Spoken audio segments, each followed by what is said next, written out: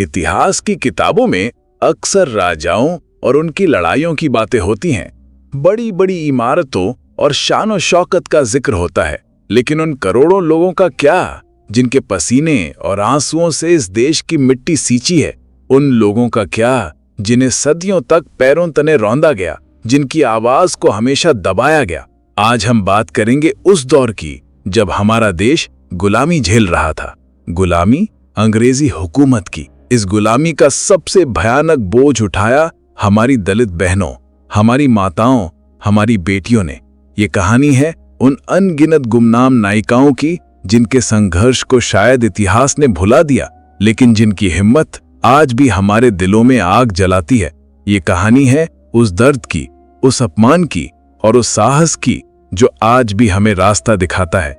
हम आपसे कोई सीधा दावा नहीं कर रहे, बस एक गुजारिश है। अगर आप भी मानते हैं कि हमारे पूर्वजों के संघर्ष को याद रखना जरूरी है, अगर आप भी हमारे साथ दलित चेतना को जागृत करने में मदद करना चाहते हैं, तो इस आवाज को दूर तक पहुंचाने में हमारा साथ दें। इस वीडियो को जरूर लाइक करें, इसे अपनों के साथ शेयर करें और नीचे कमेंट में जय संविधान लिखना ना भूलें, क्योंकि यही संविधान हमें वो सम्मान और अधिकार देता है जिसके लिए हमारे पुरखों ने अपना सब कुछ कुर्बान कर दिया। ये कहानी है माटीपुर गांव की। नाम तो माटीपुर था, लेकिन इस गांव की मिट्टी में दलितों के लिए सिवाय अपमान और दुख के कुछ नहीं उगता था। साल था शायद 1900 के आसपास का। देश पर अंग्रेजी हुकूमत का शिकंजा कसा हुआ था और गांव में हुकूमत चलाते थे मुखिया वर्ग के लोग और उनके दबंग साथी। इन दोनों की साठ गांठ ने गांव के दलितों का जीवन नरक बना दिया था। गांव के एक सिरे पर, जहां सूरज की रोशनी भी पहुंचने से कतराती थी, रहती थी बिजली। हाँ, यही नाम था उसका। उसके माँ बाप ने शायद सोचा होगा कि उनकी बेटी अंधेरे में बिजली बनकर चमकेगी। बिजली कोई 22 से 23 साल की लड़की थी। सांवला रंग, बड़ी बड़ी आंखें जिनमें एक अजीब सी चमक थी, सवालों की चमक, दर्द की चमक और कभी कभी दबी हुई चिंगारी की चमक। बिजली का परिवार गांव के बाकी दलित परिवारों की तरह ही मुखिया वर्ग के खेतों में और अंग्रेज साहब के लिए बेगार करने को मजबूर था। उनके हिस्से में आता था बचा खुचा खाना, फटे पुराने कपड़े और दिन रात की गालियां और जिल्लत। बिजली को ये सब बर्दाश्त नहीं होता था। वो देखती थी कि कैसे मुखिया वर्ग के लोग अंग्रेज अफसरों के सामने दुम हिलाते थे और फिर वही गुस्सा, वही अकड़ अपनी बस्ती के लोगों पर दिखाते थे। अंग्रेज अफसर, जिन्हें सब बड़ा साहब कहते थे, कभी कभार गांव का दौरा करने आते थे। गोरा रंग, ऊंचा कद और आंखों में ऐसी नफरत जैसे वो इंसान नहीं, कीड़े मकोड़े दिख रहे हों। बड़ा साहब का नाम था ऑफिसर डेविस। उसे गांव के मुखिया ने बता रखा था कि ये अछूत लोग हैं, इनसे दूर रहना ही ठीक है, ये गंदे होते हैं, भरोसे के लायक नहीं। डेविस को भी इसमें अपना फायदा दिखता था। इन लोगों को दबा कर रखने से मुखिया उसका वफादार बना रहता था और उसका हुक्म बिना किसी सवाल के माना जाता था। गांव में एक नियम था, दलित बस्ती की औरतें दिन ढलने के बाद बाहर नहीं निकल सकती। अगर कोई जरूरत आ भी पड़े तो झुंड में और सिर झुकाकर निकलना होता था। बिजली को यह नियम एक पिंजरे की तरह लगता था।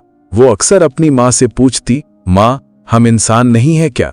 हमारा कसूर क्या है? सोमा बस गहरी सांस लेकर रह जाती।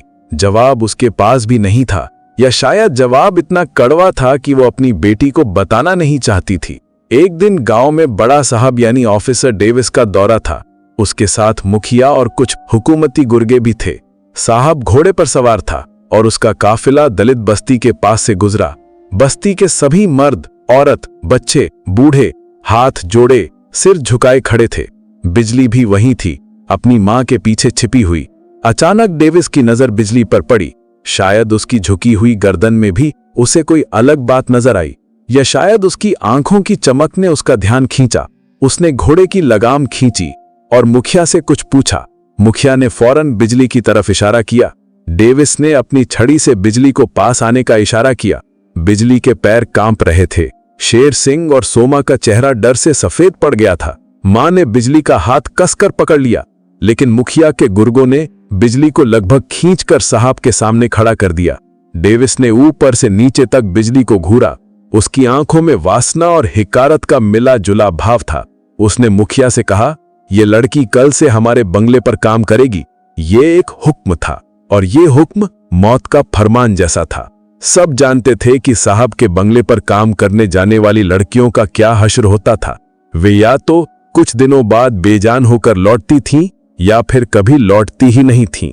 शेर सिंह गिड़गिड़ाया, हुजूर मालिक, मेरी बेटी है, छोटी है, नासमझ है, इसे छोड़ दें, मैं आपका जिंदगी भर गुलाम रहूंगा। डेविस हंसा एक क्रूर हंसी। चुप रहो, हमने जो कहा है वो होगा। मुखिया ने शेर सिंह को डांटा। ज्यादा जबान चलाता है? साहब का हुक्म है, कर सुबह इसे बंगले भेज देना, वरना अंजाम बुरा होगा। बिजली वहीं खड़ी थी। पत्थर की तरह उसके कानों में साहब के शब्द गूंज रहे थे। उसके पिता का गिड़गिड़ाना, मुखिया की धमकी और सबसे बढ़कर अपनी बेबसी का एहसास। उसकी आंखों से आंसू बह रहे थे, लेकिन उन आंसुओं में डर से ज्यादा गुस्सा था। उस रात बस्ती में कोई नहीं सोया। हर झोपड़ी में डर और फुसफुसाहट थी। शेर सिंह और सोमा रोते रहे। बिजली चुपचाप एक कोने में बैठी रही। उसके दिमाग में हजार बातें चल रही थीं। क्या वो चुपचाप चली जाए? क्या वो भाग जाए? कहाँ जाएगी? कौन पनाह देगा? अचानक उसने फैसला किया, वो मरेगी नहीं, भागेगी नहीं, वो लड़ेगी। कैसे, ये उसे नहीं पता था, लेकिन उसने तय कर लिया कि वो चुप नहीं रहेगी। अगली सुबह जब मुखिया के गुर्गे उसे लेने आए तो बिजली तैयार थी, लेकिन उसके चेहरे पर डर नहीं, एक अजीब सी शांति थी। उसने अपनी माँ के पैर छुए, पिता को देखा और बिना कुछ कहे गुर्गों के साथ चल दी। बंगले पर पहुंचते ही उसे काम में लगा दिया गया। सफाई, बर्तन, कपड़े। बड़ा साहब यानी डेविस दिन में कई बार उसके पास से गुजरता, भद्दी नजरें डालता, कभी कभी कंधा छूने की कोशिश करता। बिजली अंदर से कांप जाती, लेकिन बाहर से शांत बनी रहती। वो हर चीज को ध्यान से देख रही थी। साहब का रहन सहन, उसकी आदतें, उसके आने जाने का वक्त। कुछ दिन बीत गए। बिजली का डर धीरे धीरे कम हो रहा था और उसकी जगह एक ठंडा गुस्सा ले रहा था। वो देख रही थी कि कैसे साहब और मुखिया मिलकर गांव वालों को लूट रहे थे। लगान के नाम पर कैसे उनकी फसलें हड़प ली जाती थीं, कैसे बेगार करवाई जाती थी। उसने देखा कि साहब सिर्फ दलितों से ही नहीं, बल्कि गरीब किसानों से भी उतनी ही नफरत करता था। उसके लिए ये सब सिर्फ इस्तेमाल की चीजें थी। एक शाम जब बिजली बंगले के पिछवाड़े में बर्तन साफ कर रही थी, डेविस नशे में धुत वहां आया। उसने बिजली का हाथ पकड़ लिया। तुम बहुत खूबसूरत हो, मेरे पास रहो, मैं तुम्हें रानी बनाकर रखूंगा।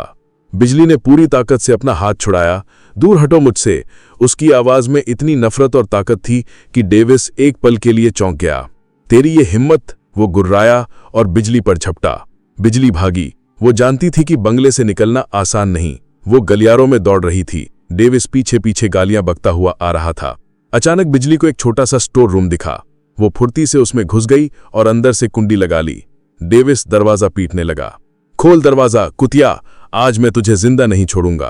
बिजली अंदर अंधेरे में कांप रही थी। उसे लगा आज उसका अंत आ गया।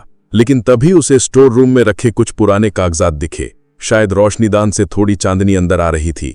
उसने उत्सुकतावश एक कागज उठाया। वो पढ़ना नहीं जानती थी, लेकिन उसमें बने निशान और अंग्रेजी के अक्षर उसे कुछ जाने पहचाने लगे। उसने देखा कि उसमें गांव के कई लोगों के नाम लिखे थे और उनके आगे कुछ रकम लिखी थी। साथ में अंगूठों के निशान थे। उसे याद आया कि कैसे मुखिया लगान वसूली के वक्त लोगों से ऐसे ही कागजों पर अंगूठे लगवाता था।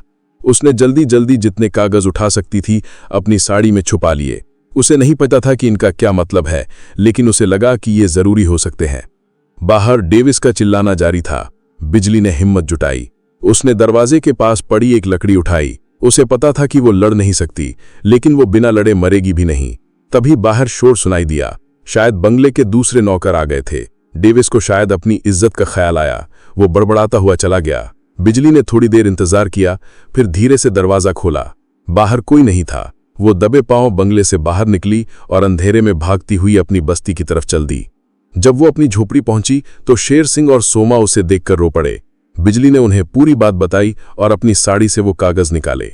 शेर सिंह ने कागज देखे। वो भी पढ़ना नहीं जानता था, लेकिन अंगूठों के निशान और नामों को पहचान गया। उसने कहा, ये तो लगान के कागज लगते हैं। मुखिया कहता था कि साहब के हुक्म से लगान बढ़ गया है। बिजली ने पूछा, क्या हम किसी को ये कागज दिखा सकते हैं? शायद कोई हमारी मदद करे। सोमा ने कहा, बेटी, कोई हमारी नहीं सुनेगा। मुखिया और साहब मिले हुए हैं। अगर उन्हें पता चल गया तो वे हमें जिंदा गाड़ देंगे। लेकिन बिजली के मन में अब एक नई आग जल चुकी थी। उसने कहा, माँ, अगर हम चुप रहें तो भी तो मर ही रहे हैं। रोज तिल तिल मरने से अच्छा है कि एक बार लड़कर मरे। अगले दिन बिजली ने बस्ती के कुछ भरोसेमंद लोगों को इकट्ठा किया। उसने उन्हें अपनी आप बीती सुनाई और वो कागज दिखाए। शुरू में सब डरे हुए थे। किसी ने कहा ये लड़की हमें मरवाएगी, किसी ने कहा हम कमजोर लोग हैं, हम क्या कर लेंगे। लेकिन बिजली ने हार नहीं मानी। उसने कहा हम कमजोर हैं क्योंकि हम अकेले हैं, अगर हम सब एक साथ खड़े हो जाएं तो शायद हमारी आवाज सुनी जाए। धीरे धीरे बिजली की बातों का असर होने लगा। लोगों को याद आया कि कैसे मुखिया और साहब ने उनके साथ अन्याय किया था, कैसे उनकी जमीनें छीनी गई थीं, कैसे उनके बच्चों को बेगार करनी पड़ती थी, कैसे उनकी औरतों की इज्जत महफूज नहीं थी। उसी बस्ती में एक बूढ़ा रहता था जिसका नाम था ज्ञानू काका। ज्ञानू काका कभी शहर में रहे थे और थोड़ी बहुत दुनिया देखी थी। उन्होंने कागज देखे और कहा, बिटिया ये मामूली कागज नहीं है, इनमें मुखिया और साहब की बेईमानी का सबूत है। अगर ये कागज किसी बड़े अंग्रेज अफसर तक पहुंच जाएं तो शायद कुछ हो, लेकिन बड़े अफसर तक पहुंचेगा कौन? शहर जाना खतरे से खाली नहीं था। अगर मुखिया या डेविस को भनक लग गई तो कोई जिंदा नहीं बचेगा। तय हुआ कि ज्ञानू काका और बिजली के पिता रामजी शहर जाएंगे। बिजली बस्ती में रहकर लोगों को हिम्मत बंधाएगी और किसी भी हमले के लिए तैयार रहेगी। शेर सिंह और ज्ञानू काका रात के अंधेरे में निकल गए। बस्ती में हर पल डर के साए में गुजर रहा था। मुखिया के गुर्गे बस्ती पर नजर रखे हुए थे। उन्हें शक हो गया था कि कुछ गड़बड़ है। 2 दिन बाद मुखिया कुछ गुर्गों के साथ बस्ती में आया। वो सीधा बिजली की झोपड़ी पर गया। कहां है तेरा बाप और वो बूढ़ा खूंसट ज्ञानू कहां है? बिजली ने हिम्मत से कहा, मुझे नहीं पता। मुखिया हंसा, झूठ बोलती है, हमें सब पता है। तूने और तेरे बाप ने साहब के खिलाफ साजिश रची है। आज तुम सब इसका अंजाम भुगतोगे। उसने अपने गुर्गों को हुक्म दिया, इस लड़की को पकड़ लो और बाकी सबको भी सबक सिखाओ। गुर्गे आगे बढ़े। बस्ती के लोग डर से कांप रहे थे, लेकिन तभी बिजली चिल्लाई, डरो मत, अब चुप रहने का वक्त नहीं है। अगर आज हम दब गए तो रोज मरेंगे। और फिर कुछ ऐसा हुआ जिसकी किसी ने उम्मीद नहीं की थी। बस्ती के लोग जो सदियों से सिर झुकाकर जीना सीख चुके थी, अचानक तन कर खड़े हो गए। मर्दों ने लाठियां उठा लीं, औरतें हाथों में जो आया लेकर सामने आ गईं। वे चिल्ला रहे थे, बहुत सह लिया, अब और नहीं। मुखिया और उसके गुर्गे हक्के बक्के रह गए। उन्होंने दलितों का ऐसा रूप कभी नहीं देखा था। थोड़ी हाथापाई हुई, लेकिन बस्ती वालों की एकता और गुस्से के सामने गुर्गे टिक नहीं पाए और भाग खड़े हुए। ये एक छोटी सी जीत थी, लेकिन इसका मतलब बहुत बड़ा था। पहली बार माटीपुर की दलित बस्ती ने सिर उठाया था। पहली बार उन्होंने अन्याय के खिलाफ आवाज उठाई थी। उधर शहर में रामजी और ज्ञानू काका ने किसी तरह एक बड़े अंग्रेज मजिस्ट्रेट तक वो कागजात पहुंचा दिए थे।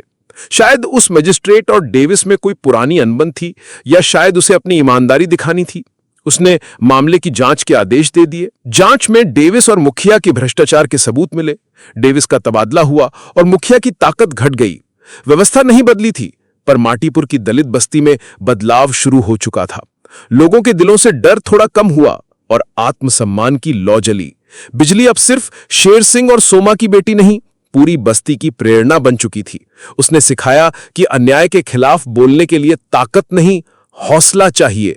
शायद उसकी कहानी इतिहास में दर्ज न हो, लेकिन ये याद दिलाती है कि एक चिंगारी भी अंधेरे को हरा सकती है। आज हमारा संविधान हमें बराबरी और सम्मान का हक देता है, जो बिजली जैसी बेटियों और उनके परिवारों की कुर्बानियों से मिला है।